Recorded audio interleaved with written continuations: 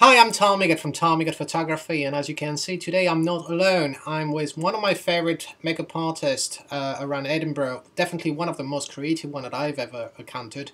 This is Samantha Jack. Hey Sam. Hi. How are you doing today? I'm good. Yeah, what did we do today before we dive in? We went on a location scout basically for an upcoming project that's going to be quite exciting, quite edgy, so Absolutely. looking forward to this one. Oh, me too, definitely. And today we're here to talk to you, to share with you a little bit of behind the scene of a shoot that we did, well, a very long time ago. That was back in May. So we're going to go through different photos resulting from that shoot, and gonna explain you what we did, any challenges that we faced, and the reason why we did those things, and the ambience, so you get a grasp as to what the experience was for us. So first off, the model. Kirsty. She's brilliant. Kirsty's fantastic. Yeah, Kirsty, if you look at this video, thank you so much again. It's been a blast. It always is with you. And I think you're a tremendous model, but you're more than that. You're a tremendous person as well. Great personality, always committed and willing, despite the cold, the blizzard, despite everything, the harsh condition, and my dirty jokes from time to time. So really thumbs up for Kirsty on this one. So the theme for this shoot was Clockwork Orange, and I'm not the initiator of that idea. You are. So tell us why you want to do that. Basically, being a creative makeup artist, the Clockwork Orange I quite liked the idea that we could create something that was quite edgy, quite haunting, but at the same time I wanted it to be quite beautiful as well. So we kind of at the end had a wee bit of a play with it, but we captured what we were looking for. We wanted that feeling, obviously the human exterior but the robotic interior, so it's very serious, very dark, but not to the point where it's bordering on horror, and that was the feel we were going for, and I think we captured it pretty well. And I mean, interestingly, everybody who's familiar with this theme and movie know that that was done with a male actor, right? A famous male actor. But why did we go for a female model instead of a male? Just for that reason. Everybody knows the main character in the book. Obviously Alex is the mad male and is the same in the film. And I was like, well, let's throw a wee bit of a spanner in the works here and let's do it with a female and see if we can create the same sort of darkness, the same sort of madness through an image that obviously in the film a male can naturally probably convey better because of facial features, bone structure, height, natural aggression. You can create quite easily from a male's perspective, and for an art perspective, for me it's quite difficult to obviously convey that on a female who's naturally meant to be very feminine, very delicate. So I thought I wanted to give myself another challenge and see if we could add a bit more edge to this by throwing a female in there instead of a male. I think what personally what I liked about the idea was, as you just said, you would not expect such personality being expressed by a female. Yeah. Not saying that there's no crazy female out there. We know some, but you know, for me, it was that contrast of taking what is expected by everyone to be something soft, gentle, and making it mentally deranged, and totally unexpected, and going for that 360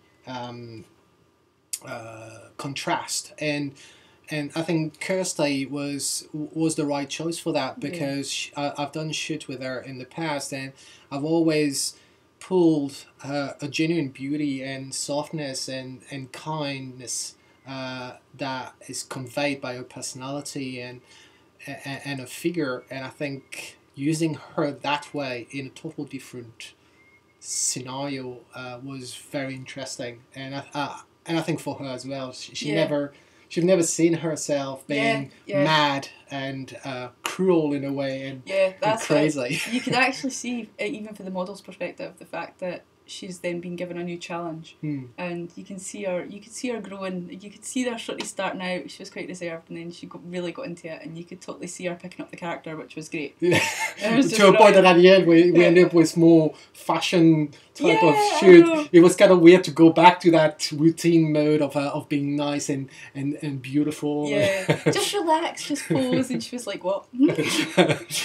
And so about the location, because that was the piece that I brought in as well. Yeah. So that was shot near Colinton, which is a very close suburb of Edinburgh, on the southwest, and more precisely in a very long tunnel. And that used to be a train track that converted, I think, in the 70s to make a footpath, because the train track was not being used that much, and so there's this huge 500-meter long tunnel, and when I went to visit it prior to the shoot, I just fell in love with it, and I just saw the potential, and I like the texture of the walls, and that great. Definitely the location for it was fantastic. So that image that we've got on the screen here, that was one of the earliest shots that we did. But before we talk about this one, I just want to show this image here, because this is exactly the location that we're talking about. This is where we did it. There's no retouching whatsoever. This is just raw, really.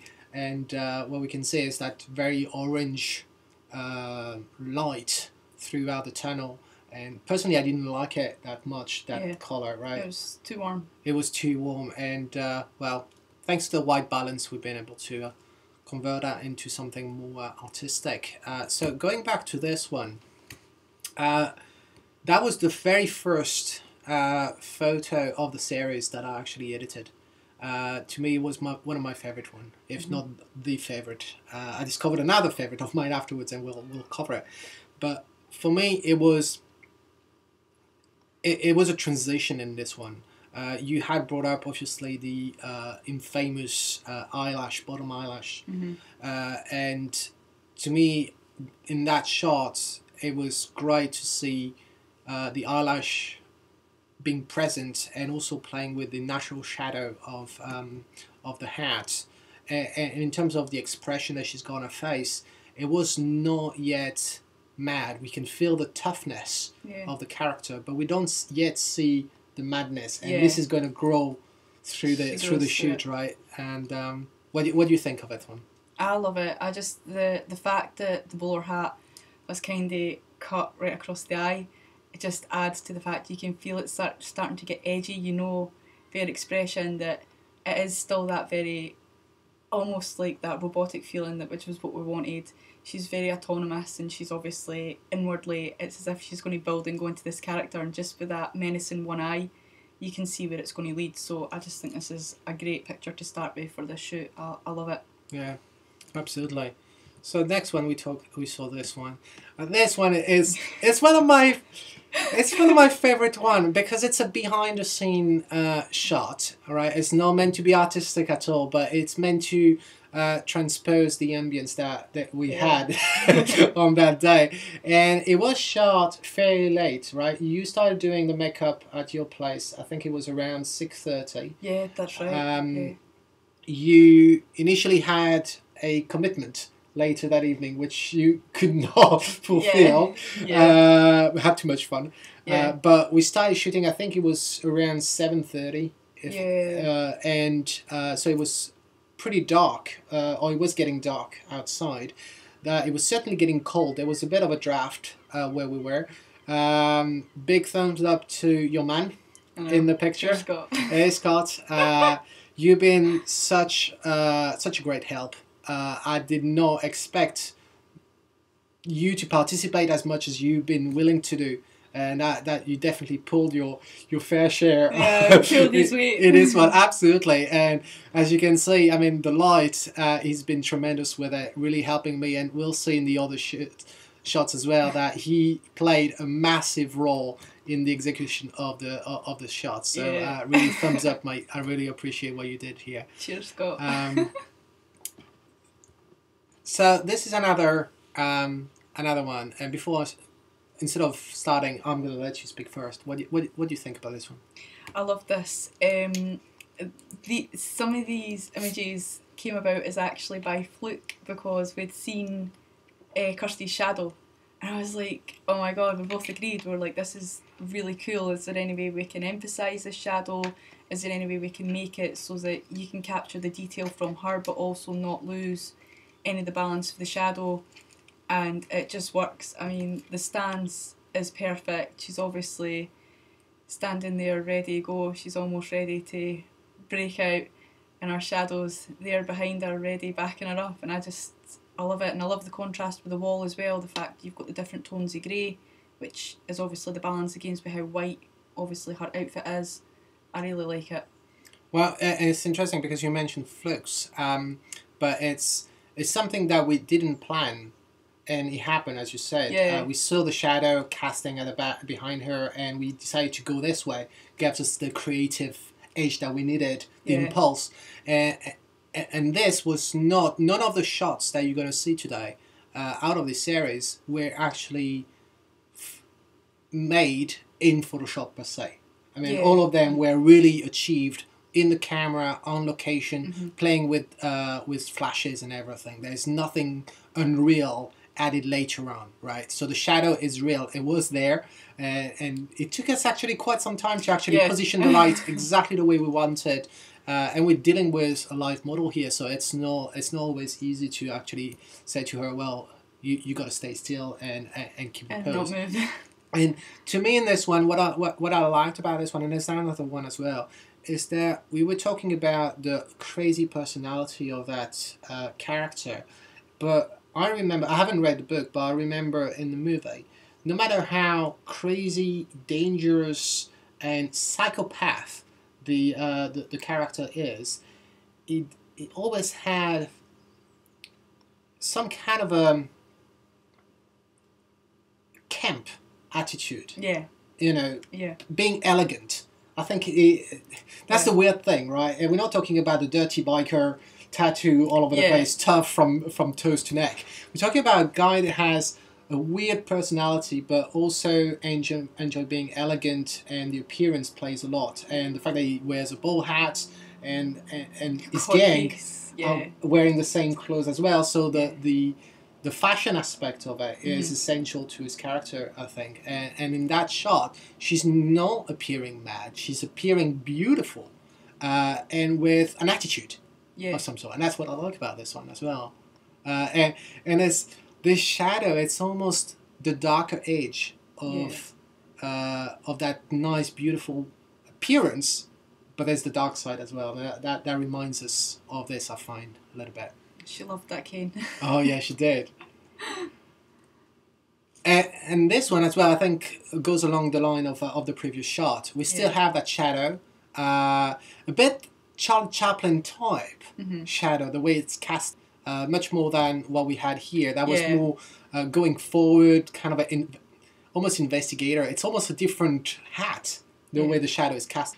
Whereas here, kind of really bold hat with her hair on the side, gives kind of a Charlie Chaplin curly haircut.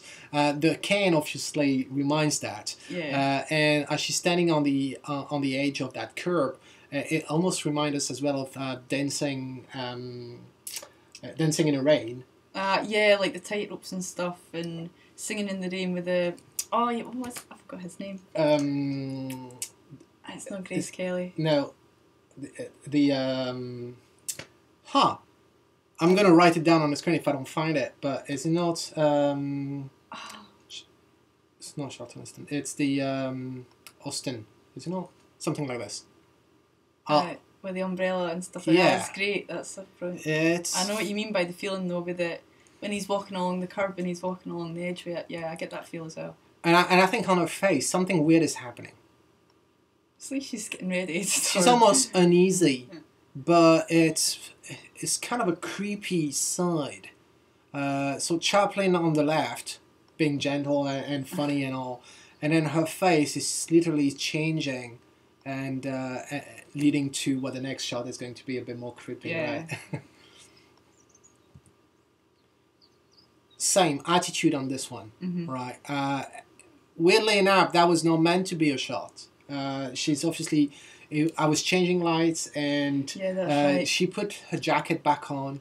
And we could argue, well, the jacket doesn't really match the rest, but it does, because the leather jacket with the leather boots still worked for me. Mm-hmm. And the overall attitude of that one is very elegant, very camp, a very bourgeois type of posture as well. It's funny because when I look at that picture, I'm thinking that a horse is actually very close by. And her face is something odd with her face, Yeah. right? And she's not pretty that way, and she's not meant to be pretty. There's something odd, and that's what I like about it. I think we caught her, was she not...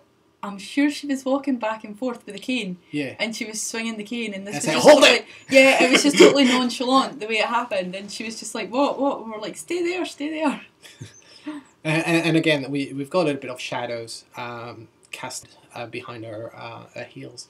And now we're diving into Yeah. the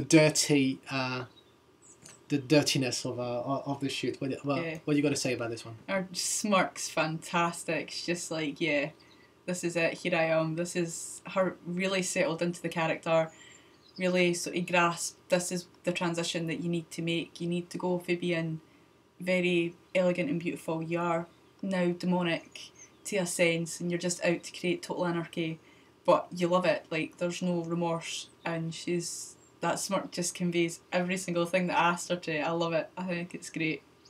I totally love it too. I think clearly it's getting harder in this shot to see a woman. Yeah. And I've seen, anybody can type Google and Clockwork Orange costume, and we'll see most of the costumes actually girls using those for Halloween and parties. Yeah. And I always found, when I looked at those, because I looked at those before the shoot, tried to get an idea of what the real costume is like. And I found it was a bit fake. Yeah. And clearly we see the chest, popping up. And to me, that I didn't quite like that aspect of it. I wanted to be more androgyne between the boy and the girl. And here on this one, literally in the edit, obviously, I accentuated what you normally wouldn't for a woman. So adding more shadows around the neck, for example, and around the face to make her look a little bit more boyish and dirty. And in my mind, when I looked at the picture, I thought about minors for some reason. That's what I had in mind.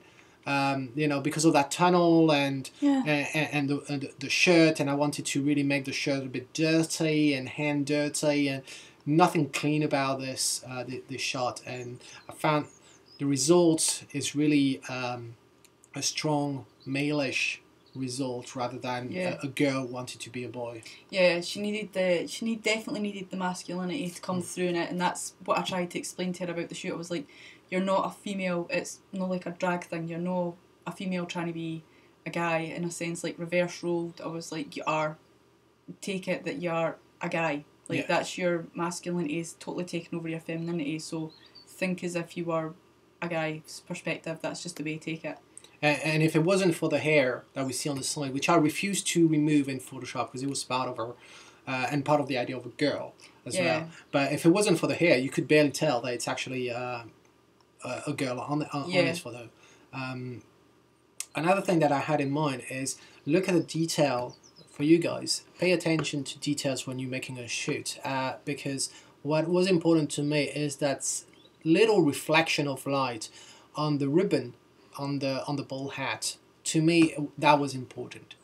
It gives a depth and identity to that ball hat.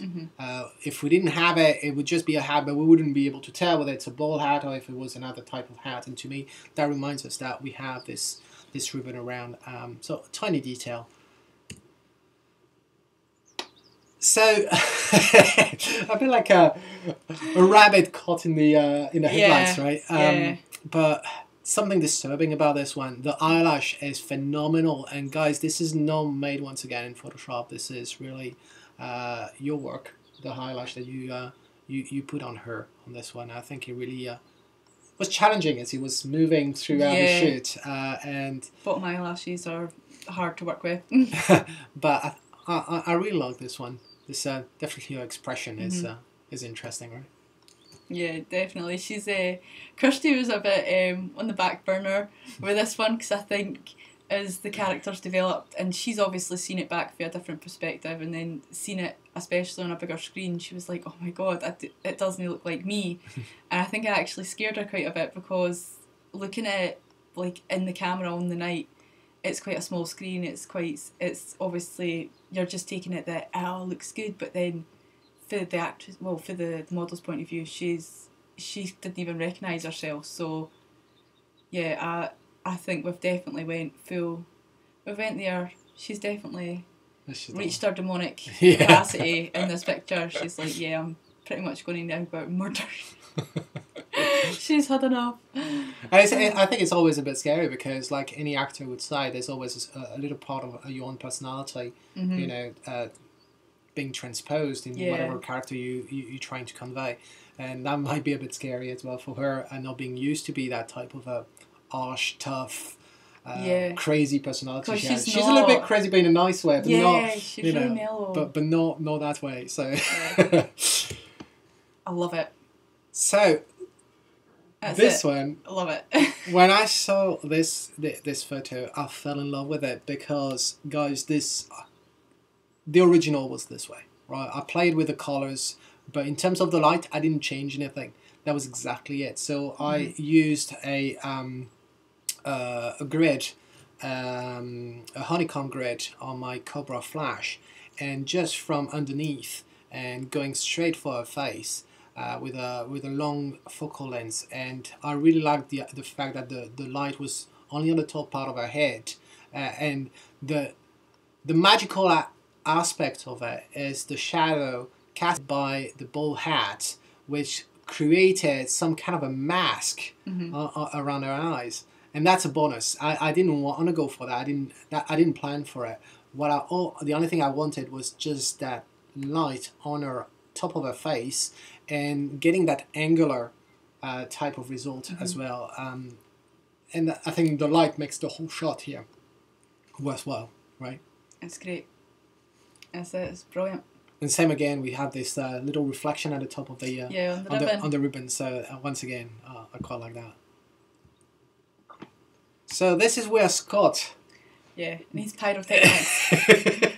He's very reserved pyrotechnics. So it was. This is not Photoshop. This is. I'll do a tutorial on this. It's the burning wool technique, and this is the first time I admit. This is the first time I did it. I knew how to do it, but I had never experienced it myself, and as it wasn't planned. No. Right, suffice to say. So we were at your place. You were about to start a makeup, and I was just sitting there, trying to think about what we were going to do, and then I was like, how long your makeup is going to last for? And you were saying, well, another half an hour or so, and I'm like, okay, well, let's go to the nearest shop, and I'm going to get a kitchen wisp. Oh, yeah, the wisp. I'm going to get a rope, and I'm going to get the steel wool and a battery, and we're going to try to make it work. Yeah. So totally unplanned, and thanks to Scott, I didn't have to run from behind the camera to behind my model, and he was kind enough to actually participate and do the exercise of doing this this trick, this natural trick behind her. And I think that gives some kind of a dimension to it. I quite like it. I like the light on this one as well. Clearly not a planned shot, as she's wearing her jacket. So definitely during a change of light or something. And it turns out that I said, well, just keep it. I think it was probably a trial for the spinning wool behind. It was a trial, and it turns out to be a fantastic one. So we kept it. But I think this is Kirsty's favourite, actually. This one. At the end, no, she preferred the other one. Did she prefer the other one that we all like? Oh yeah. And she did like this one as well, because she said that she commented. She was like, "I've got my jacket on." I was like, "This must have been a test shot," but it just goes to show you that a test you can come up with something beautiful as well when it's actually not planned. So I love it. I like the leather aspect of the jacket, right? If she had been wearing kind of a North Face, polo jacket, that would not have worked. But I think here it does work in somehow, and the dirty biker type of the 50s You know, they were using leather jackets, so Yeah, it does work. It might not be authentic with regard to the book or the movie, but in the spirit, I think it matches. Yeah. The expression on her face is very soft. Yeah. A very contrasty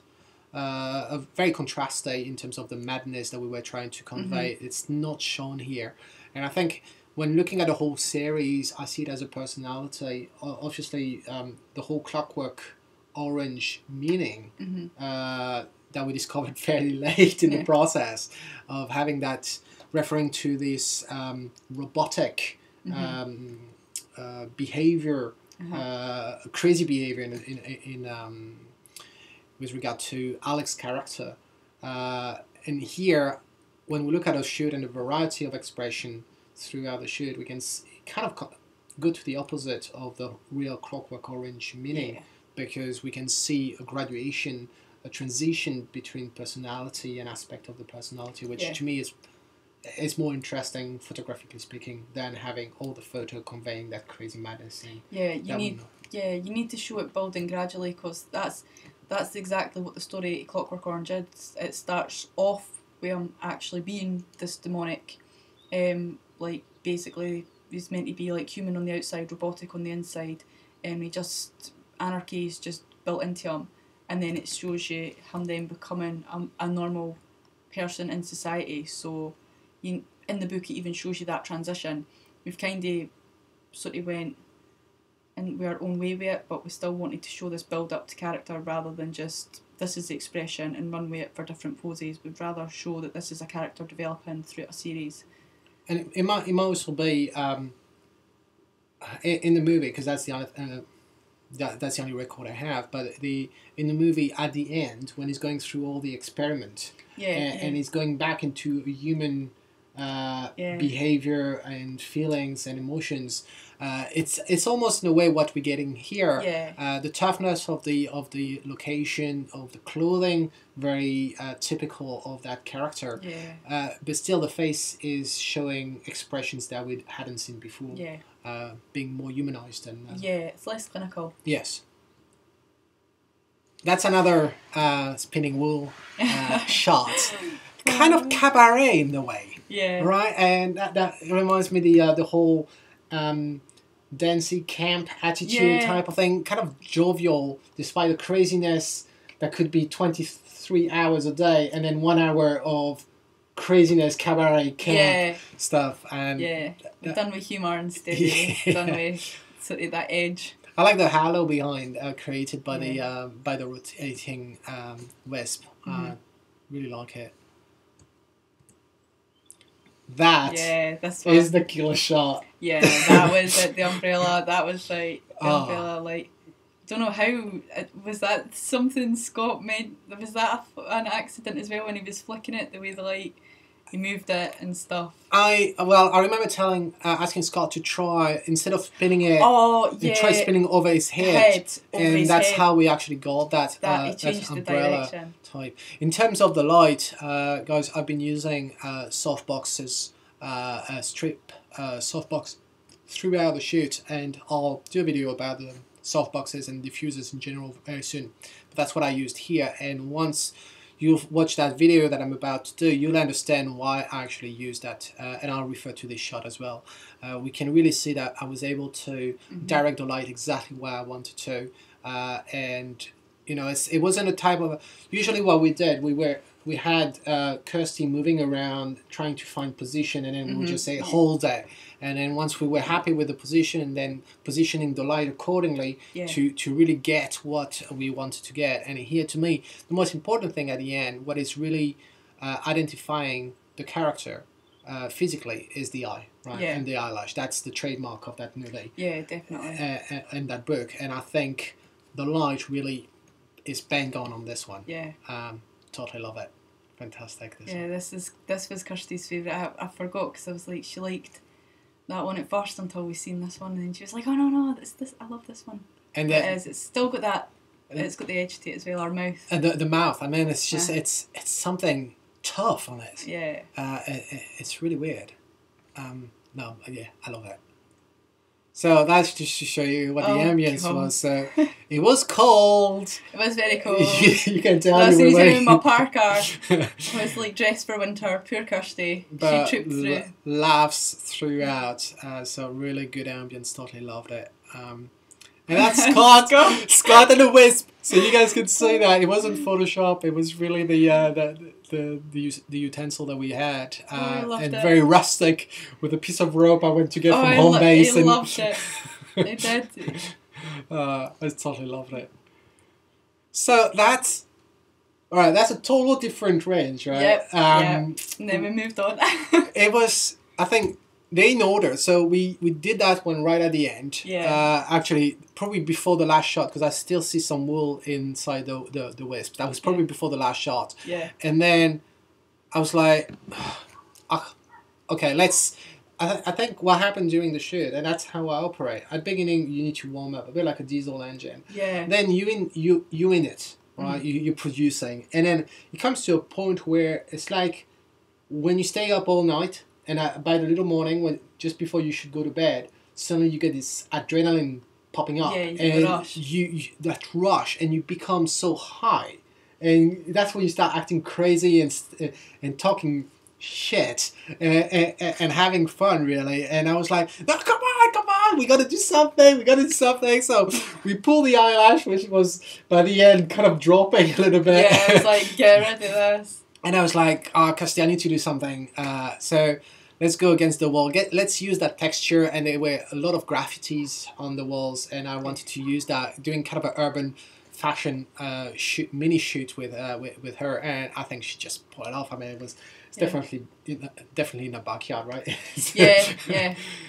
Totally love it. She's beautiful. I love her lips. There's something about her lips, the little opening that she's got on her lips. It's just it's so sensual. And the squinting, I'm always telling my model, squint. You can never squint enough. Even a Chinese doesn't squint enough. It's just so inviting. I totally love this one. It's good. She got right into that as well. She was like, we're going to go back into sort of her wee comfort zone with the fashion and stuff. And it was amazing to see, because you'd asked her to, obviously as a young model, portray this really intense character, and she did it. She got into her comfort zone and then created that character brilliant for us. And then as soon as you asked her to do fashion, she just went boom. She just went right into it. It's like, you know that she's now used to this, and she can get fashion down to a T, which is great, obviously, for a photographer and a makeup artist as well, for somebody that's confident in a certain subject. So we got lucky as well on the location with regard to the colours and the texture. I mean, look at this graffiti. It was naturally purple violet this way. Her pimples, right? It was right on the correct matching colours as well. And I may have used a gel on my flash. As you can see, the shirt is not really white. It's a little bit. The hue is a little bit violet, magenta, and I may have done something there, I can't remember. But I love this one. A little bit of attitude, but it's always good. Totally love it. So this one, I like to say it's worthy of H&M. Yeah, definitely. I love this one. When I was editing it, I was like, oh, that's a shame that instead of pulling on her suspenders, with the left hand, she was pulling on her jacket. I should have removed the jacket and used the suspender. But the more I looked at this image, the more I said to myself, actually no, because it would have been too obvious. People always play with the suspenders, right? Yeah. They always do this. And the fact that it's just like one suspender, one jacket, I don't know, it's different. It is definitely H&M though. Like you could quite easily see that as a campaign for their autumn winter fashion. I love it. I do. I like the contrast of the colours as well. And did you notice the little light? Yeah, ribbon? the ribbon. That ribbon works so well on that hat. I totally love it. And that's the last one. And that's my Christ. Yeah, our pose is very yes. Very crusty. Yeah, it's like sacrilege. Yeah, kind of a Madonna / Michael Jackson / Jesus Christ. It's got some sort of 80s vibe rocking It does, Yeah, it does, right? It's got an 80s fashion vibe. Like, you can see it in a music video or something. Oh, absolutely. And the texture on the wall and the graffiti, it's lovely. I really had fun trying to get this edge afterwards, playing with the colours in post-production. But yeah, totally love it. And that's the one. This concludes the shoot. So it was great. I had a lot of fun. Yeah, it was loads of fun. At 11 o'clock at night, it's still there. Yeah. It was only going to be a couple of hours. It never ended like that. Did we only finish at 11? Actually, I think it was about 11:30 at night. Let's see this one. Actually, I get the time on this one. I'm sure it was really late because I was meant to be somewhere at 10 o'clock. Hey, half past 11. Yep, I thought that because I was meant to be at the theatre at 10:30. That's right. So the time that we wrapped up everything and left, it was close to midnight. Yeah. I dropped her off, and it was 1 o'clock when I got home. But I was so happy with it, and it took me forever to actually go through the edits because I was busy with work. But at the 6 months down the line, nearly 6 months, not 6 months, May, so it's not 6 months, but several months down the line, I'm still so excited, and every time I look at those pictures, it just reminds me of that night and the fun that we had. Yeah, it was loads of fun. It was definitely. So I hope you find that informative. I hope you enjoy this little look behind the scene, and let me know in the comments if you enjoy this video and if you want to get more of those videos. And in the future we'll do that with our shoots. And if you've got any question in terms of the gear used and everything, I'm gonna put some details in the in my blog, obviously. But go for it in the comments. And until then, this is Tommy God saying, if you like it, well, capture it. Have fun, guys. Photography is an art and it's meant to be a passion as well. So just have fun and the results will speak for itself. And collaboration. That's the key here, right? Yep. Right. Ciao. Bye.